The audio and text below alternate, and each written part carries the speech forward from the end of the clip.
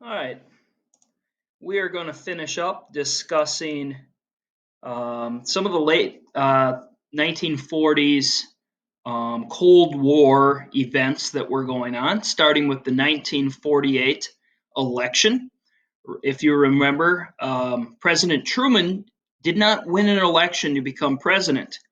FDR died after making Truman his vice president, and so when FDR passed away, Harry Truman became the president.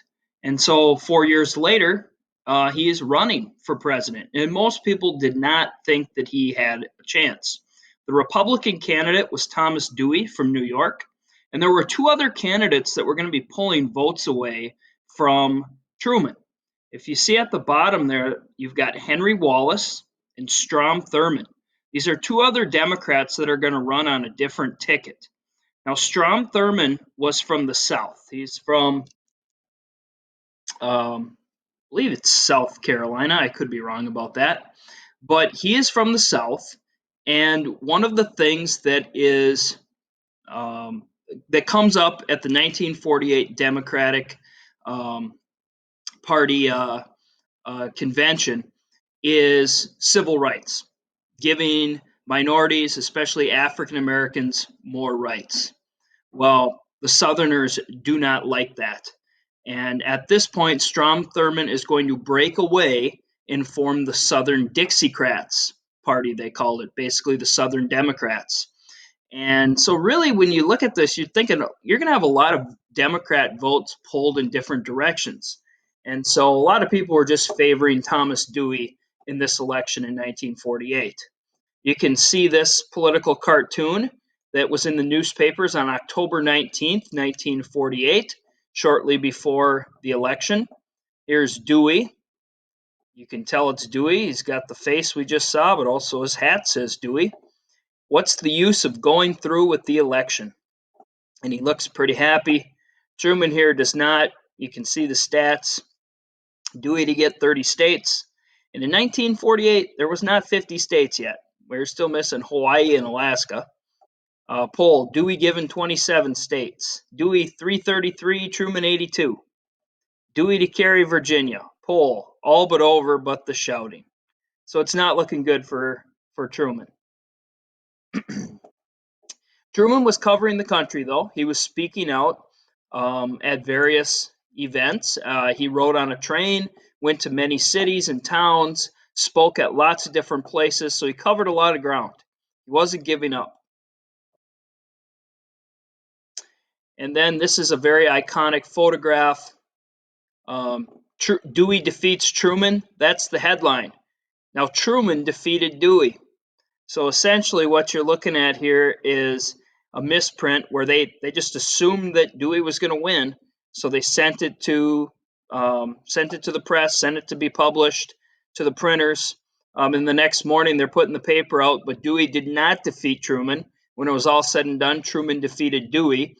And so here is President Truman holding up the newspaper, very iconic image, very famous image, and he looks like he's having a good time. You can kind of see how the votes went down here. And the Southern Democrats, Strom Thurmond did carry some Southern states, but not all of them. The next big event that is going to occur is in 1949 is the creation of NATO. Now, a lot of times kids get NATO and the United Nations confused. The United Nations, remember, is an organization that every country in the world is part of. It was created at the end of World War II, 1945, and everybody can speak out there, can voice their concerns. NATO stands for the North Atlantic Treaty Organization, and this was created by a bunch of democracies in 1949 to basically create an alliance that said if we're attacked, our friends will come and aid us. And this is still an organization that is around today. More countries have been added since then, and you can kind of see the different flags here. Originally, it was Belgium, Canada, Denmark, France, United Kingdom, Iceland, Italy, Luxembourg, the Netherlands, Norway, Portugal, and the United States. So the democracies which would stand up against the Soviets. The first real event that occurs that kind of scares the American people is in China. The idea was containment. How can we stop the spread of communism? Well, what was going on in China in the late 1940s was a civil war. All right, it was a little different than our Civil War. When we think about the American Civil War, it's kind of North against South. All right, the anti-slavery states against the pro-slavery states for the most part. This is different. Here you have two different groups of people. You have the Chinese communists being led by a man named Mao Zedong, and he and his communist regime is going to be fighting a civil war against the nationalists led by a man named Chiang Kai-shek, who had been the leader of China before World War II. The Americans, of course, are financially backing Chiang Kai-shek. Here's Mao Zedong. He is going to win the Civil War, and China will become communist under him. Here is Chiang Kai-shek.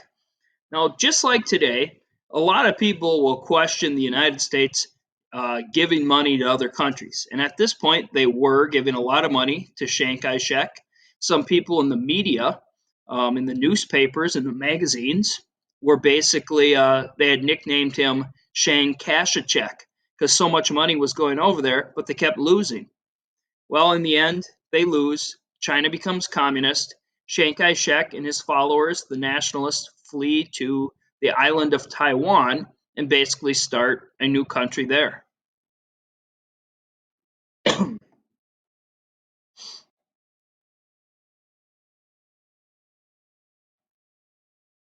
Here's Taiwan. Here it is. Sometimes you'll hear Taiwan referred to as Chinese Taipei.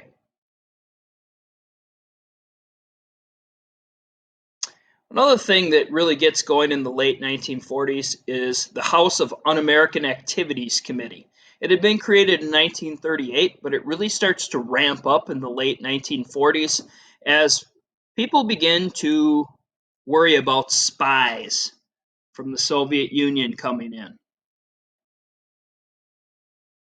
Call it HUAC, House of Un-American Activities Committee. So they could haul people into Congress and question them about what types of activities or organizations they might belong to. An American government employee, a government official named Alger Hiss, had been brought in 1948, and he was accused of being a Soviet spy. So this committee asked him many questions. One of the main people that testified against Hiss was Whittaker Chambers, and he testified and said that Hiss had been a spy and he had passed some important documents on to the Soviet Union. These documents were called the Pumpkin Papers because essentially what had happened, or what Chambers had said happened, is these documents, you can see like the film strip here that could be or the film that could be turned into pictures, was found in like an old pumpkin. And so they had said that had been passed on to the Soviet Union. And Hiss was convicted and went to prison. And we're going to learn more about the House of Un-American Activities Committee later on as well. You might recognize this guy, who is going to be one of the main prosecutors, Richard Nixon. 1949, East Germany is officially created, and the Soviets declare their part of Germany to be the German Democratic Republic. Yes, they were communist. Many times you will see countries formed that say they are the Democratic Republic, like a Democratic Republic of the Congo. At no point in time are they democratic or republic, or a republic, which is a type of democracy. But they call themselves that so that it looks like they're democracy. But East Germany over here was communist. And you can see Shortly after, West Germany will officially be formed, and they will become independent in 1955. For a long time, throughout the 50s, 60s, 70s, and 80s, there is an East and West Germany. In 1949, 1989, the two countries go back together. And then a real shocker. It is discovered that in 1949, the Soviets had been testing nuclear bombs, atomic bombs. And now all of a sudden, Americans are scared. We are not the only country in the world with the bomb. The Soviet Union, the other world power, we are now frightened. Now we can't kind of boss everybody around. There's another big dog out there. And so this kind of rattles people in the United States. We'll see some videos on this later on, but you can see the paper here. Russia has atomic bomb. U.S. learns of recent explosion. Pentagon shows excitement, but officials mum. Truman says Russia set off atomic blast, atom blast. And people, we're going to see a video on this where people begin to take precautions. Not sure what being underneath a desk is going to do for you, but kids practiced it. Duck and cover. And that will conclude the last part of phase 1.